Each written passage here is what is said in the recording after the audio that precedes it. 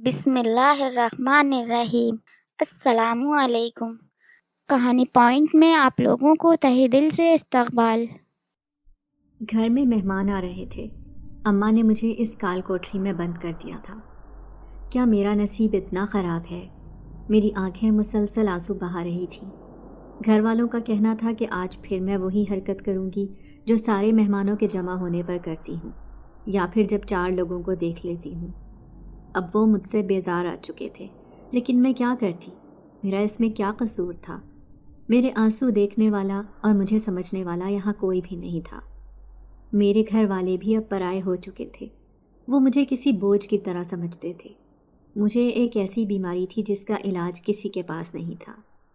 پھر گھر میں آئے سارے مہمان تقریب میں حصہ لیتے رہے، لیکن میں اس کوٹری کی کھڑکی سے آنکھیں ٹکائے باہر کے منظر دیکھ رہی تھی۔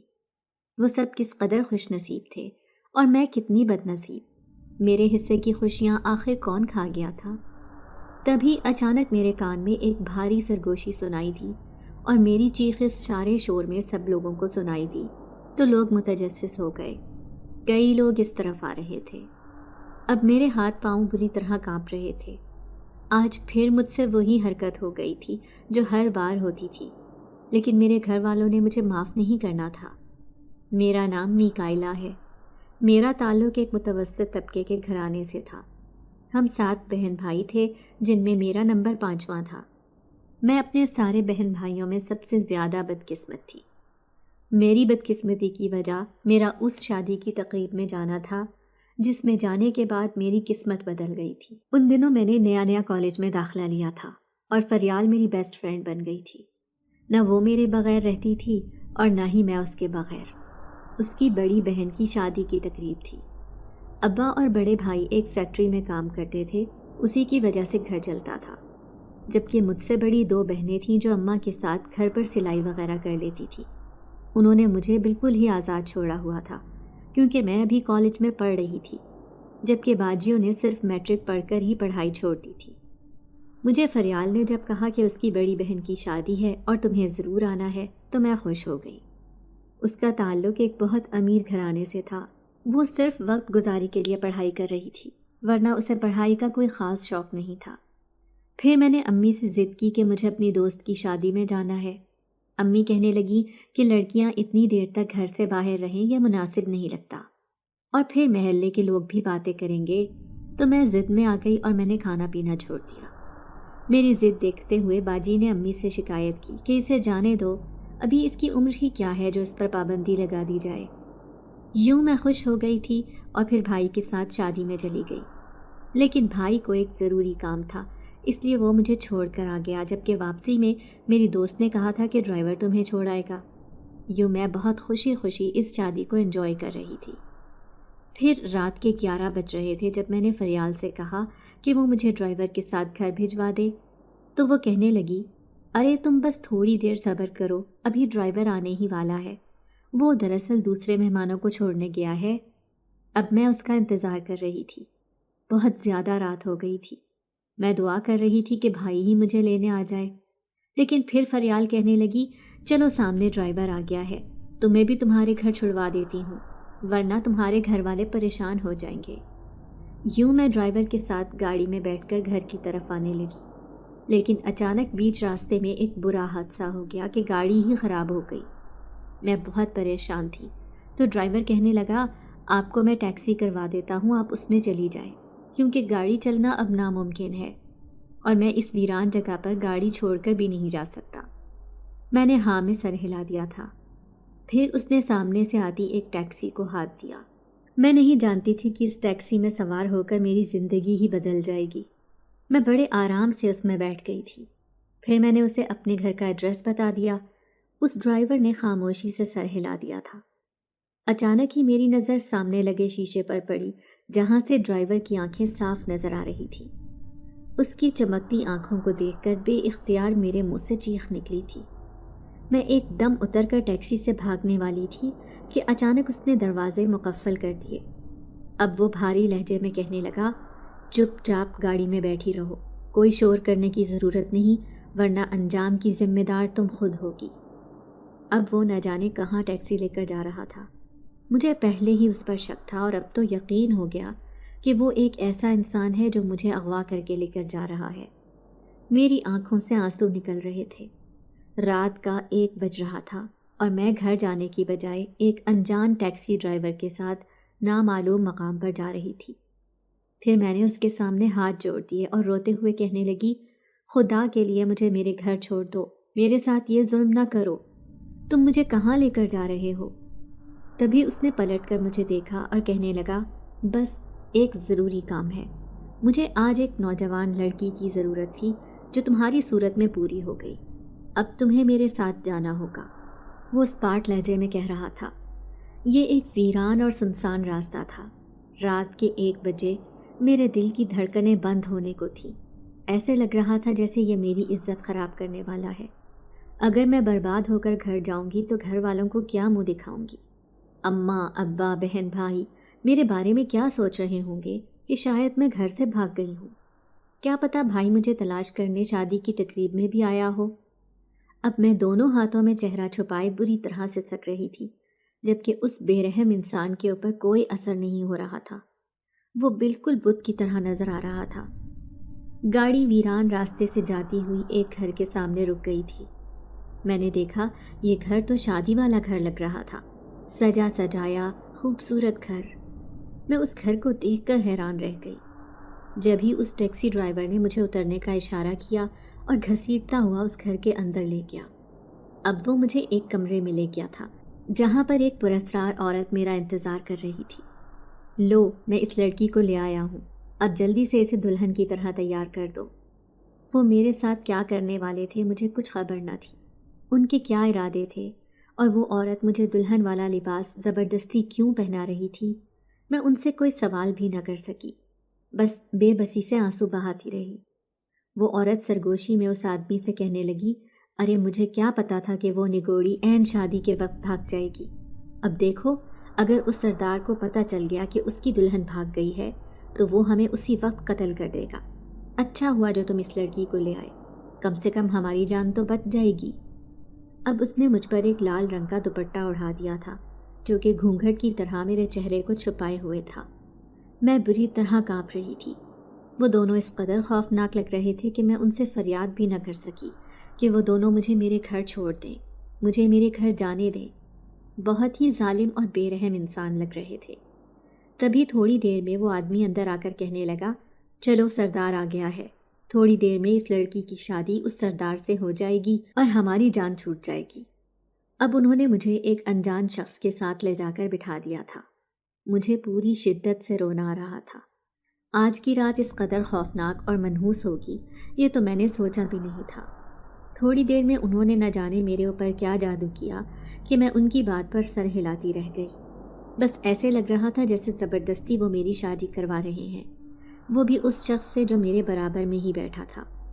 تبھی وہ برابر میں بیٹھا ہوا شخص سامنے کھڑے انسان سے کہنے لگا، تمہارا بہت بہت شکریہ جو تم نے میری خواہش پوری کی۔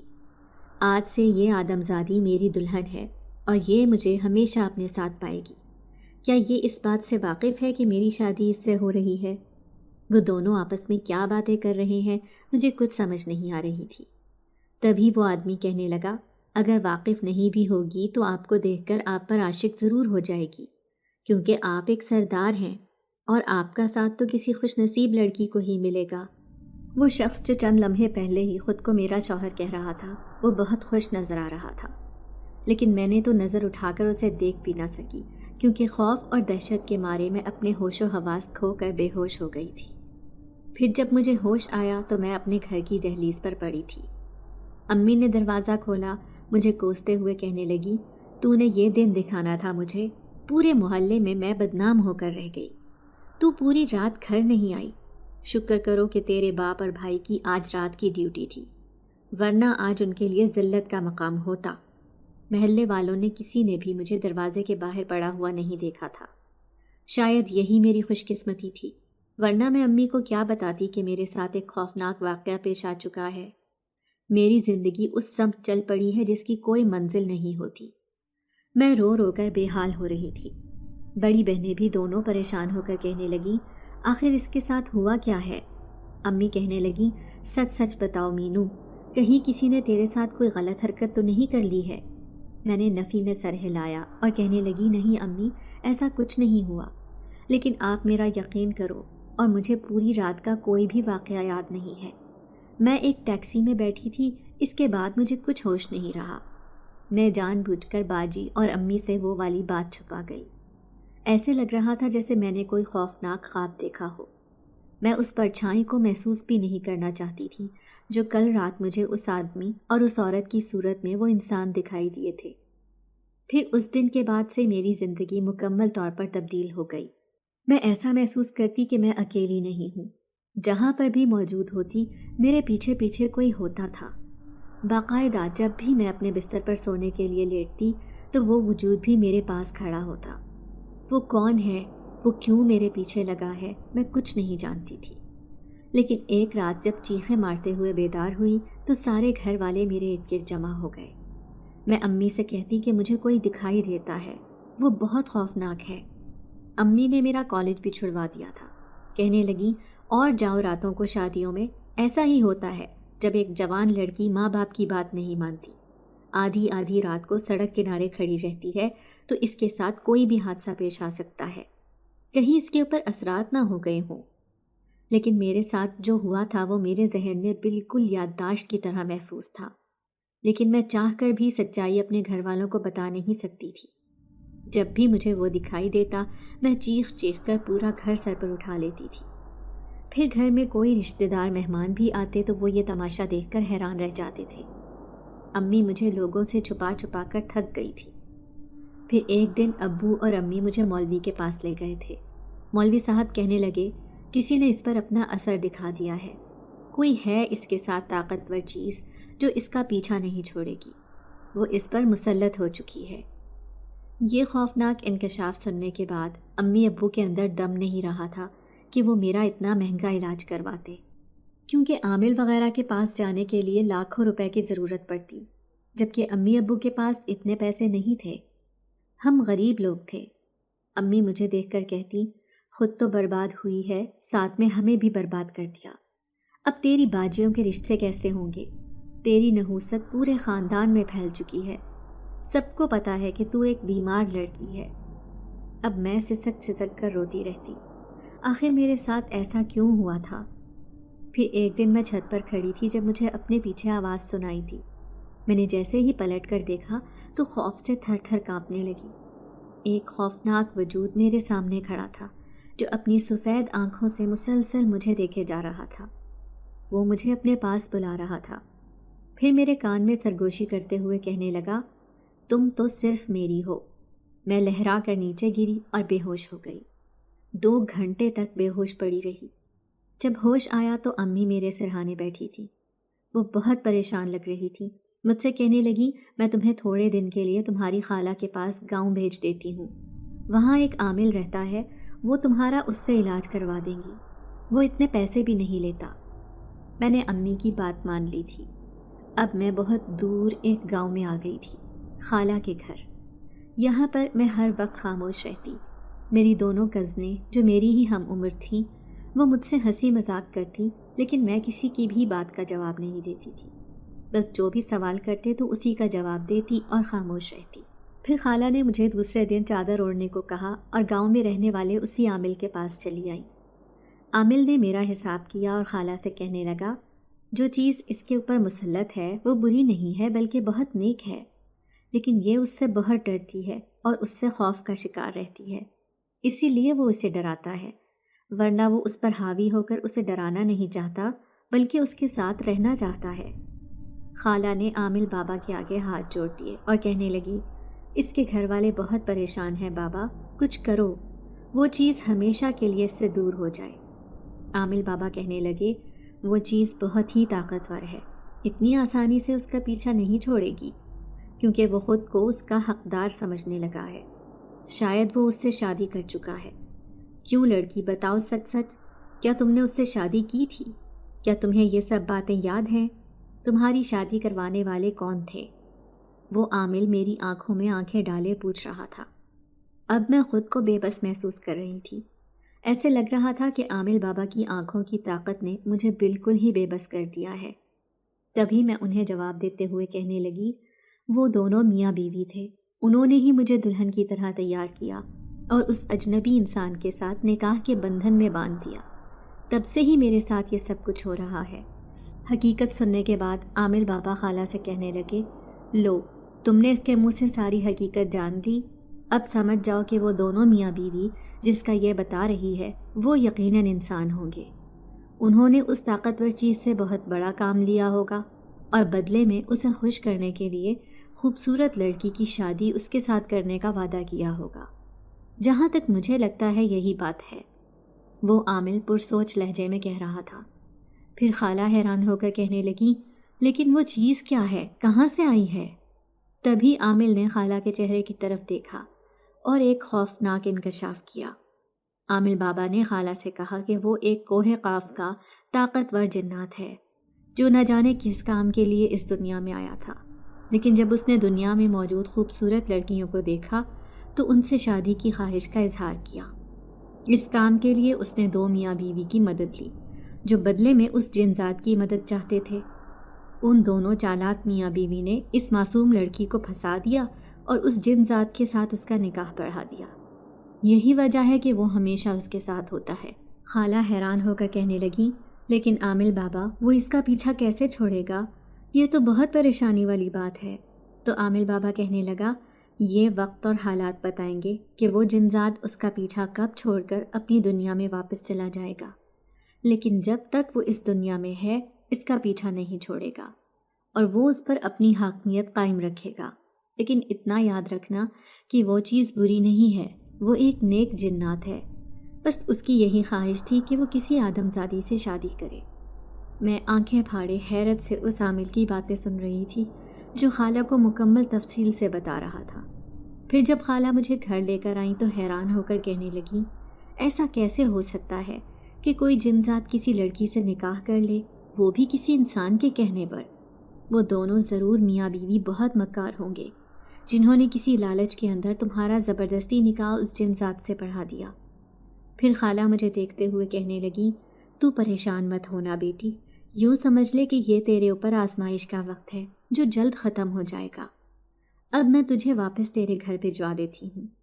وہ مجھے واپس گھر چھوڑ کر چلی گئی تھی اور اماں کو بھی انہوں نے سب حقیقت سے آگاہ کر دیا تھا۔ اب میں نے دیکھا بہن بھائی بھی مجھ سے خوفزدہ رہنے لگے تھے کیونکہ میں پوری رات پاگلوں کی طرح جاگتی رہتی تھی۔ ایسے لگتا جیسے ہی آنکھیں بند کروں گی تو وہ جنزاد میرے پاس آ جائے گا۔ میں کسی عجیب و غریب سائے کو دیکھ لیتی تو چیخنا شروع کر دیتی تھی، حالانکہ وہ انسان کا سایہ ہی ہوتا تھا، لیکن مجھے اندھیرے سے بھی خوف محسوس ہوتا۔ میں ایک منٹ بھی اندھیرے میں نہیں گزار سکتی تھی۔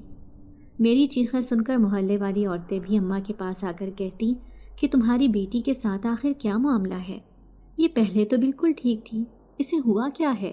لیکن اماں اب مجھے سب سے چھپانے لگی تھی۔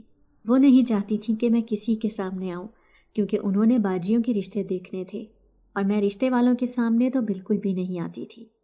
ایسے میں وہ مجھے اسی سٹور میں بند کر دیتی جو ہمارے گھر کے آخری کونے پر بنا ہوا تھا۔ اس صورت میں میں بے بسی کی حالت میں سٹور میں پڑی رہتی تھی اور آج بھی انہوں نے ایسا ہی کیا۔ باجی کی شادی ایک اچھے گھر میں طے ہو گئی تھی، آج ان کی رسم تھی، 2 مہینے بعد شادی۔ اسی لیے امی نے مہمانوں کو جمع دیکھا تو مجھے اسی سٹور میں بھیج دیا کہ کہیں میں پھر سے کوئی تماشا نہ کھڑا کر دوں، لیکن وہ آج میرے سامنے آ گیا تھا جس کے سائے سے بھی میں بچنا چاہتی تھی، جسے دیکھنے کی ہمت میرے اندر نہیں تھی۔ وہ میرے سامنے ہی کھڑا تھا۔ تب میں نے اس کے سامنے ہاتھ جوڑ دیے اور روتے ہوئے کہنے لگی، تم میرے ساتھ ایسا کیوں کر رہے ہو؟ میرا پیچھا چھوڑ دو۔ تبھی اس نے مسکراتے ہوئے مجھے دیکھا اور کہنے لگا، تم میری بیوی ہو، میں تمہارا پیچھا چھوڑ کر نہیں جاؤں گا، بلکہ جب تک میں یہاں ہوں تمہارے ساتھ رہوں گا۔ تم ایک بہت اچھی لڑکی ہو، مجھے برا نہ سمجھو، میں تمہیں ڈرانے نہیں آتا۔ لیکن وہ لاکھ یہ بات کہہ لیتا، مجھے اس کے وجود سے خوف محسوس ہوتا تھا۔ اب میں ایک آسیب زدہ لڑکی بن چکی تھی جو سب کی نظروں میں گر چکی تھی۔ اس دن امی سے چھپ کر میں گھر سے نکلی تھی۔ میرا ارادہ محلے میں رہنے والے مولوی صاحب کے پاس جانے کا تھا۔ میں چاہتی تھی کہ مولوی صاحب سے ایک ڈر کا تعویذ لے لوں کیونکہ مجھے بہت ڈر لگتا تھا۔ انہوں نے میرے سر پر ہاتھ رکھا اور کہنے لگے، بیٹی ڈرنا چھوڑ دو، اور ہر وقت اللہ کی عبادت کرتی رہو۔ جیسے ہی تمہارا وجود ساری برائیوں سے پاک ہوگا، اللہ تعالیٰ خود ہی تمہارے لیے آسانی پیدا کرے گا۔ ان کی بات میرے دل میں بیٹھ گئی تھی۔ اب میں نے پابندی سے نماز پڑھنا شروع کر دی۔ امی اور باجی حیران رہ گئی تھیں کہ اسے کیا ہوا ہے، یہ اتنی کیسے بدل گئی۔ وہ نہیں جانتی تھیں کہ پل بھر میں انسان کے دل کی کیفیت بدل جاتی ہے، اور میرے ساتھ بھی ایسا ہی ہوا تھا۔ اب میں ہر وقت اسی سٹور میں پڑی رہتی، دن رات اللہ کی عبادت کرتی رہتی، تہجد کی نماز بھی پڑھنے لگی تھی اور قرآن پاک بھی کھول کر پڑھتی رہتی تھی۔ ہاں، لیکن جب بھی میں نماز پڑھ رہی ہوتی تو ایسے لگتا جیسے کوئی میرے پیچھے بیٹھا مجھے غور سے دیکھ رہا ہو۔ اس کی خوشبو میں اپنے آس پاس محسوس کرتی تھی۔ اس عامل نے بھی یہی کہا تھا کہ وہ ایک نیک مخلوق ہے، وہ کبھی مجھے نقصان نہیں پہنچائے گا، اسی لیے میں نے اپنا دل مضبوط کر لیا تھا۔ اب مجھے وہ نظر بھی آتا تو میں اس پر زیادہ دھیان نہیں دیتی تھی، اور اب میں نے اعتماد سے جینا سیکھ لیا تھا۔ امی خوش ہو کر کہنے لگی کہ میری بیٹی تو اب بالکل بدل گئی ہے، لیکن میں انہیں کوئی جواب نہ دیتی۔ میں سوچتی کہ جب میں بیمار تھی تو کسی نے بھی میرا ساتھ نہیں دیا، صرف اللہ کی ذات تھی جس نے مجھے طاقت دی کہ میں اس طاقتور جنات کا مقابلہ کر سکوں۔ یقیناً وہ خود ہی میرا پیچھا چھوڑ کر چلا جائے گا۔ میں اس وقت کا انتظار کر رہی تھی، ساتھ ہی ان دونوں میاں بیوی کو بھی تلاش کرنا چاہتی تھی جنہوں نے میری زندگی خراب کی تھی اور مجھے میرے گھر والوں کی نظروں میں گرایا تھا۔ اب میں مکمل حجاب میں رہتی تھی۔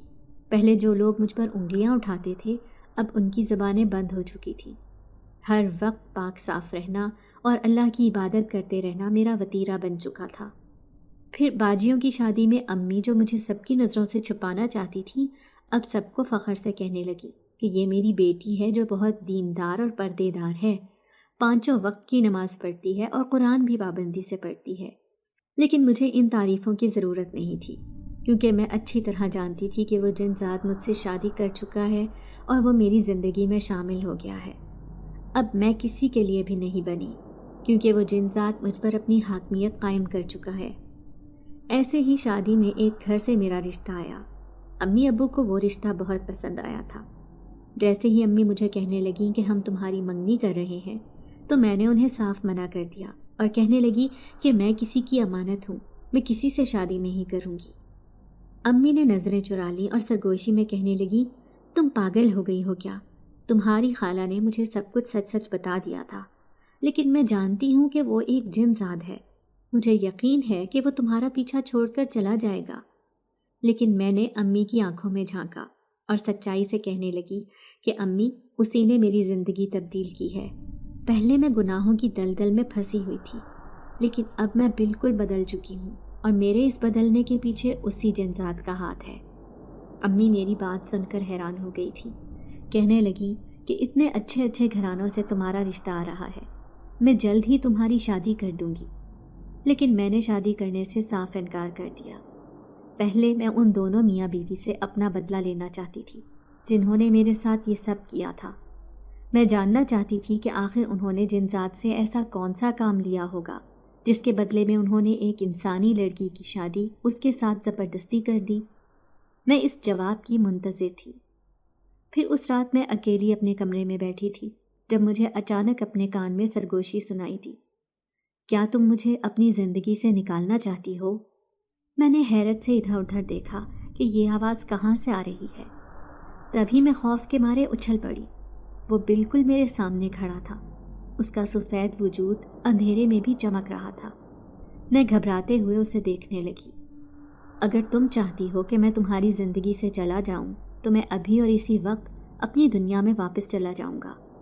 میں گھبرا کر اسے کہنے لگی، نہیں نہیں، میں ہرگز ایسا نہیں چاہتی، کیونکہ تمہارے ساتھ میرا رشتہ قائم ہو چکا ہے۔ یہ سن کر وہ دکھ سے مسکرایا، پھر کہنے لگا، وہ رشتہ جو زبردستی قائم ہوا اور جس کے بارے میں تمہیں پتہ ہی نہ تھا۔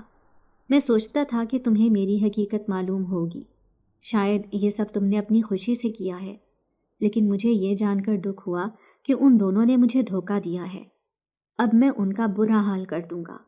وہ نہایت غصے میں لگ رہا تھا۔ پھر میں ڈرتے ڈرتے اس سے کہنے لگی، لیکن آپ نے ان کا ایسا کیا کام کیا تھا جس کی بنا پر انہوں نے میرے ساتھ اتنا بڑا ظلم کیا؟ تو وہ سوچتے ہوئے کہنے لگا، وہ دونوں میاں بیوی ایک دن ایک ایسی مسجد میں آئے جو ہم جنات کی تھی۔ میں وہاں پر عبادت کر رہا تھا۔ وہ دونوں سجدے میں گرے دعا کر رہے تھے کہ ہمیں اولاد کی خوشی مل جائے۔ جب ہی میں نے اس جنگل میں موجود انہیں ایک جڑی بوٹی کا بتایا۔ وہ دونوں جڑی بوٹی تلاش کرتے رہے لیکن انہیں وہ نہ ملی۔ پھر انہوں نے مجھ سے مدد مانگی اور کہنے لگے کہ آپ ہمیں وہ جڑی بوٹی لا کر دیں، بدلے میں ہم آپ کے دل کی خواہش پوری کر دیں گے۔ وہ علاقہ ایسا تھا جو انسانی دنیا سے بالکل الگ تھا۔ پھر میں نے ان کی خواہش پوری کرنے کے لیے وہ جڑی بوٹی تلاش کر کے دی، کیونکہ وہ صرف ہم جنات ہی ڈھونڈ سکتے تھے۔ وہ ایسی جگہ پر موجود تھی۔ اس کے استعمال سے وہ عورت جلد ہی حاملہ ہو گئی۔ وہ بہت خوش تھی۔ پھر وہ دونوں میرے پاس آئے اور مجھ سے کہنے لگے کہ وہ ہمیں اپنی دنیا دکھانا چاہتے ہیں۔ یوں میں انسانوں کی دنیا میں چلا آیا۔ جب میں نے یہاں کی خوبصورتی دیکھی تو میرے من میں خیال آیا کہ میں یہیں پر رہوں گا، یہاں پر ہی کسی حسین خوبصورت لڑکی سے شادی کروں گا جو بہت نیک ہوگی۔ جب میں نے اپنے دل کی بات ان کے آگے کی تو ان دونوں نے مجھ سے وعدہ کر لیا کہ وہ میری یہ خواہش ضرور پوری کریں گے۔ پھر وہ دن آیا جب وہ مجھے اس گھر میں لے کر گئے جو ایک ویران اور سنسان جگہ پر بنا ہوا تھا۔ پھر انہوں نے میری شادی کروا دی۔ میں نے دیکھا لال جوڑے میں ملبوس ایک خوبصورت لڑکی میرے برابر میں بیٹھی ہے، لیکن وہ بہت زیادہ ڈری ہوئی تھی۔ مجھے اس کا ڈرنا اچھا نہیں لگا تھا۔ میں ایک ایسی لڑکی سے شادی کرنا چاہتا تھا جسے میری حقیقت کا علم ہو اور اس کے باوجود وہ میرے ساتھ اپنی زندگی گزار سکے۔ لیکن پھر دھیرے دھیرے مجھے پتہ چلا کہ تم ایک انجان لڑکی تھی، تمہیں میرے بارے میں کچھ معلوم بھی نہیں تھا۔ اب مجھے غصہ آتا، تم جب بھی مجھے ڈر کر دیکھتی تو میں اپنے غصے پر قابو نہ رکھ سکتا تھا، کیونکہ میں ایک طاقتور جنزادہ تھا۔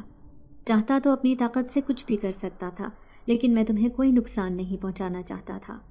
تمہاری جان میرے لیے بہت قیمتی تھی۔ اب بھی میں تمہیں یوں ڈرتے ہوئے دیکھتا ہوں تو ایسے لگتا ہے کہ میں نے تم پر بہت ظلم کیا ہے۔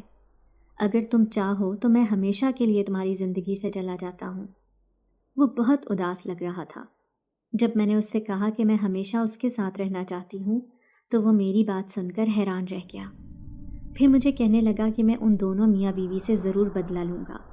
وہ میری وجہ سے آج ایک خوشحال زندگی گزار رہے ہیں، لیکن انہوں نے میرے ساتھ ایسا کیوں کیا؟ سب سے بڑھ کر تو انہوں نے تم پر ظلم کیا، اس لیے اب ان سے بدلہ لینا ضروری ہو گیا ہے۔ وہ غصے سے پاگل ہو رہا تھا۔ تب میں نے دھیرے سے اسے کہا کہ انہیں معاف کر دیں، کیونکہ معاف کرنے میں ہی بھلائی ہے۔ انہوں نے جو کچھ میرے ساتھ کیا وہ معافی کے لائق تو نہیں ہے، لیکن اب وہ عورت حاملہ ہے اور ایسی عورتوں کو اذیت دینا گناہ کا کام ہے۔ وہ میری بات سن کر حیران رہ گیا تھا۔ پھر میری تعریف کرتے ہوئے کہنے لگا، تم سچ میں ہی ایک نیک لڑکی ہو، تمہارا اتنا بدل جانا حیران کن ہے۔ تو میں مسکراتے ہوئے کہنے لگی کہ آپ کی وجہ سے ہی میری زندگی میں یہ تبدیلی آئی ہے، ورنہ میں تو اندر سے بالکل ختم ہو چکی تھی۔ اپنوں کے رویوں نے مجھے جیتے جی مار ڈالا تھا۔ میں اس وقت کو یاد بھی نہیں کرنا چاہتی جب میں بالکل اکیلی ہو گئی تھی۔ اب میں ہر رات اس جنزاد سے بات کرتی۔ سب آہستہ آہستہ یہ بات جاننے لگے تھے کہ میرے تعلقات جنات کے ساتھ ہیں۔ صرف امی اور خالہ ہی یہ بات جانتی تھی کہ وہ جنزاد میرے نکاح میں ہے، تبھی تو وہ ہر رات مجھ سے ملاقات کرنے آ جاتا ہے۔ اب بڑے بھائی کی بھی شادی ہو چکی تھی اور گھر میں ایک اور فرد کا اضافہ ہو چکا تھا۔ وہ میری بھابھی تھی جس کا نام رملہ تھا۔ رملہ میرے بارے میں کچھ بھی نہیں جانتی تھی۔ وہ میری عبادت گزاری اور پردے داری کی بہت تعریف کرتی تھی، لیکن اس کے پیچھے چھپی کہانی اگر اسے پتہ چل جاتی تو شاید وہ بھی مجھ سے نفرت کرنا شروع کر دیتی۔ اسی لیے میں اس سے دور دور ہی رہتی تھی۔ پھر ایک دن اس نے مجھ سے سوال کیا کہ تم الگ کمرے میں کیوں سوتی ہو، اپنی چھوٹی بہن اور امی کے ساتھ کیوں نہیں سو جاتی؟ تو میں نے اس کی بات کا کوئی جواب نہیں دیا۔ اب سارے گھر والے جانتے تھے کہ ہر رات وہ جنزاد مجھ سے ملاقات کرنے میرے کمرے میں آتا ہے۔ اس کا اور میرا ایک خاص رشتہ ہے، لیکن رملہ بھابھی اس بات سے انجان تھی۔ پھر اس دن میں بخار میں مبتلا ہو گئی تھی۔ میرے سرہانے کوئی بھی نہیں تھا کہ کوئی مجھ سے حال چال پوچھ سکتا۔ تبھی کسی کا لمس میں اپنی پیشانی پر محسوس کر رہی تھی۔ کسی کے وجود کی خوشبو مجھے اپنے بستر پر آنے لگی۔ ایسے لگ رہا تھا جیسے کوئی میرے ساتھ ہے، اور یہ احساس مجھے بہت خوشی دے رہا تھا۔ تبھی مجھے اپنی تکلیف میں کمی محسوس ہونے لگی، لیکن صبح تک بخار بہت زیادہ ہو گیا تھا۔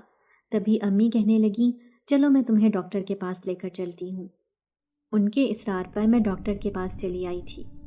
تبھی اچانک ہسپتال میں ایک ہنگامہ سمجھ گیا جب میں نے دیکھا کہ ایک عورت درد سے تڑپ رہی ہے، شاید اسے بچہ ہونے والا ہے۔ لیکن جیسے ہی اس کی نظر مجھ پر پڑی تو اس کی آنکھیں پھٹی کی پھٹی رہ گئیں، اور میں بھی اس عورت کو پہچان گئی تھی۔ میں اس عورت کو کیسے بھول سکتی تھی؟ تبھی باہر سے اس کا شوہر اندر آیا اور ڈاکٹر کے سامنے ہاتھ جوڑتے ہوئے کہنے لگا، میری بیوی کو بچا لیں اور میرے بچے کو بھی۔ پورے 10 سال بعد یہ ماں بننے والی ہے، میں ان دونوں کو کھونا نہیں چاہتا۔ مجھے ان دونوں پر بہت ترس آیا تھا۔ بظاہر انہوں نے میرے ساتھ بہت برا سلوک کیا تھا، لیکن اس وقت جو ان کی حالت تھی، میں نہیں چاہتی تھی کہ ان کے ساتھ کچھ بھی برا ہو۔ تبھی میں نے دل ہی دل میں اس جن ذات کو یاد کیا کہ وہ خفیہ طور پر ان کی مدد کرے۔ اس عورت کو آپریشن تھیٹر میں لے کر جایا جا رہا تھا۔ تبھی میں نے امی سے کہا کہ امی، میں اس عورت کے لیے نفل پڑھنا چاہتی ہوں۔ امی حیران تھیں، کہنے لگیں، بیٹا تمہیں تو خود بخار ہے، تم یہ کیا کر رہی ہو؟ لیکن میں نے نفی میں سر ہلایا اور کہنے لگی، میں صرف بیمار ہوں، لیکن وہ تو زندگی اور موت کی کشمکش میں ہے۔ سامنے بیٹھی ساری مریض عورتیں اور ان کے ساتھ آئے ہوئے لوگ مجھے دیکھ کر حیرت کا اظہار کر رہے تھے۔ سب کی زبان پر میری تعریفیں تھیں، لیکن میں یہ تعریفیں نہیں چاہتی تھی۔ اس وقت صرف اس عورت کی زندگی کا سوال تھا۔ تبھی جلدی سے میں نے وضو کیا اور جائے نماز لے کر اللہ کے سامنے فریاد کرنے لگی کہ اس عورت کی تکلیف میں کمی ہو جائے اور اس کا بچہ بالکل ٹھیک ٹھاک اس دنیا میں آ جائے۔ پھر میری دعا قبول ہو گئی جب مجھے پتہ چلا کہ اس عورت کے ہاں ایک بیٹے نے جنم لیا ہے اور وہ عورت بھی آپریشن کے بعد ہوش میں آ چکی ہے۔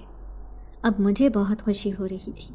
امی حیران تھیں، کہنے لگی، اس عورت سے تمہارا ایسا کیا رشتہ ہے جو تم اس کے لیے اتنا تڑپ رہی ہو؟ میں نے امی کی بات کا جواب نہیں دیا۔ در حقیقت میں خود بھی نہیں جانتی تھی کہ میں کیوں اس کے لیے اتنی دعائیں مانگ رہی ہوں، حالانکہ ان دونوں نے تو میرے ساتھ اتنا برا سلوک کیا تھا۔ پھر میں امی کے ساتھ واپس گھر آ گئی۔ تبھی وہ جن ذات اس دن میرے سامنے آیا تھا، وہ میری تعریفیں کر رہا تھا کہ میں کس قدر نیک دل لڑکی ہوں، میں جس کی بیوی بنوں گی وہ بہت خوش نصیب ہوگا۔ میں نے سر جھکا لیا۔ پھر جن ذات کہنے لگا، ہمارا نکاح سوائے ایک دھوکے کے کچھ بھی نہیں تھا، اس لیے میں تمہیں اس رشتے سے آزاد کرتا ہوں۔ ویسے بھی شادی زبردستی کا نام نہیں ہے۔ میں اپنی طاقت پر بہت ناز کرتا تھا، سمجھتا تھا کہ اپنی طاقت سے میں کچھ بھی خرید سکتا ہوں۔ کوہ قاف میں جن زادیاں مجھ سے شادی کے لیے تڑپ رہی ہوتی تھی، لیکن میں کسی پر نظر بھی نہیں ڈالتا تھا۔ میری شروع سے ہی خواہش تھی کہ میں کسی آدم زادی سے شادی کروں گا، اور میں اس بات پر ناز کرتا تھا کہ میں اتنا طاقتور ہوں کہ کوئی بھی آدم زادی مجھ سے شادی کر سکتی ہے۔ لیکن میری یہ خواہش پوری ہوئی۔ افسوس اسی بات کا ہے کہ تمہارے ساتھ زبردستی ہوئی، تمہیں اس بات سے انجان رکھا گیا۔ شاید یہ مجھے اسی سب کی سزا ملی ہے، کیونکہ میں نے ان جن زادیوں کا دل دکھایا تھا۔ جب وہ خوبصورت جن زادی میرے آس پاس پھرتی تھی، میری ایک نظر کے لیے بے تاب رہتی تھی، لیکن میں اس پر نظر ڈالنا بھی گوارا نہیں کرتا تھا۔ آج احساس ہوا کہ کسی کی محبت کو پانا کبھی کبھار کس قدر اذیت میں مبتلا کر دیتا ہے، جیسے میں آج تمہارے لیے تڑپ رہا ہوں۔ تبھی میں دھیمے سے لہجے میں اس جن ذات سے کہنے لگی کہ میں آپ سے نفرت نہیں کرتی، لیکن میں اس بات پر گھبراتی تھی کہ ایک جن ذات کسی آدم زادی سے کیسے شادی کر سکتا ہے۔ پھر اس نے ایک عجیب انکشاف کیا۔ وہ کہنے لگا کہ آج رات میں اپنی دنیا میں واپس جا رہا ہوں۔ نہ جانے کیوں میں اسے روکنا چاہتی تھی، لیکن اس کا کہنا تھا کہ میری بھلائی اسی میں ہے کہ میں یہاں سے بہت دور چلا جاؤں، کبھی نہ واپس آنے کے لیے۔ اچانک ہی وہ میری نظروں کے سامنے سے غائب ہو گیا، جبکہ میری بے تاب نگاہیں اسے تلاش کرنے لگیں۔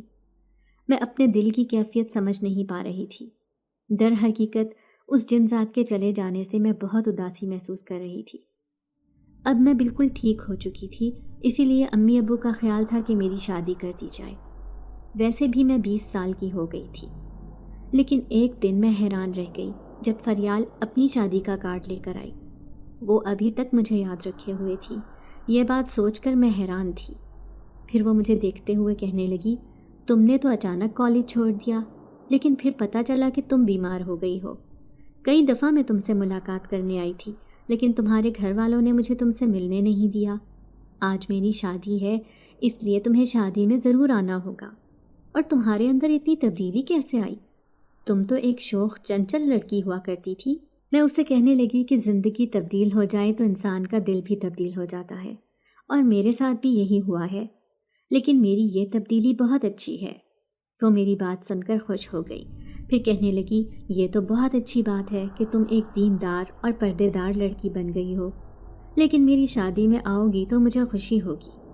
میں نے اس سے وعدہ کیا تھا کہ میں اس کی شادی میں ضرور آؤں گی، لیکن میں یہ نہیں جانتی تھی کہ اس کی شادی میں جانے کے بعد میری قسمت بدل جائے گی۔ مجھے وہاں پر ایک عورت نے اپنے بیٹے کے لیے پسند کر لیا۔ وہ بالکل انجان تھی۔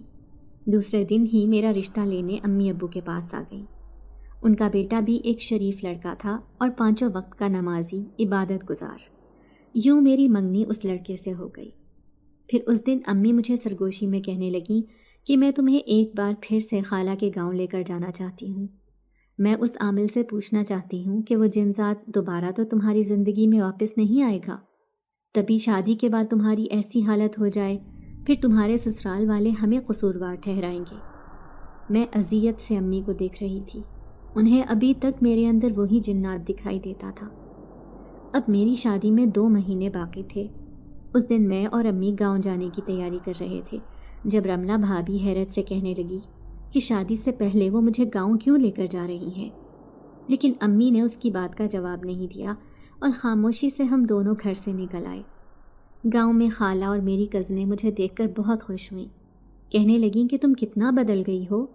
پہلے جب تم یہاں آئی تھی تو اکثر راتوں کو ڈر ڈر کر اٹھ کر بیٹھ جاتی تھی، تم کسی چھوٹی بچی کی طرح دکھائی دیتی تھی، لیکن وقت کے ساتھ ساتھ تم بہت سمجھدار ہو گئی ہو۔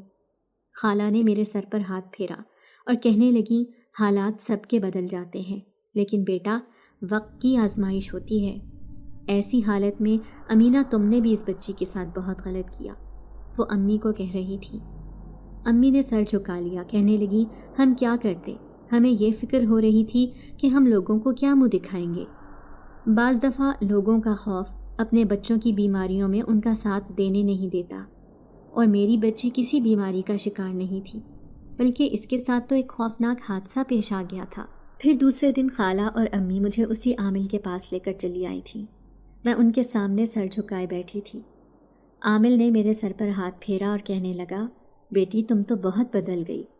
تمہاری یہ نیک صورت دیکھ کر مجھے بھی خیال آ رہا ہے کہ میں بھی اس رب کو ایسے ہی یاد کروں جس نے ہمیں اپنی عبادت کرنے کے لیے ہی تو پیدا کیا ہے، لیکن افسوس ہم دوسری چیزوں کی طرف ہاتھ بڑھاتے ہیں، ان سے مدد مانگتے ہیں، حالانکہ ہمیں صرف اللہ کے آگے ہی مانگنا چاہیے۔ پھر امی کہنے لگیں عامل بابا آپ پتہ کریں کہ وہ چیز ابھی بھی اس پر اثر انداز ہو رہی ہے یا اس کی زندگی سے بہت دور چلی گئی ہے۔ تبھی عامل بابا نے حساب کیا، پھر کہنے لگے وہ جن ذات پہلے بھی اسے تنگ کرنے نہیں آیا تھا اور نہ ہی اب کبھی اسے ستائے گا۔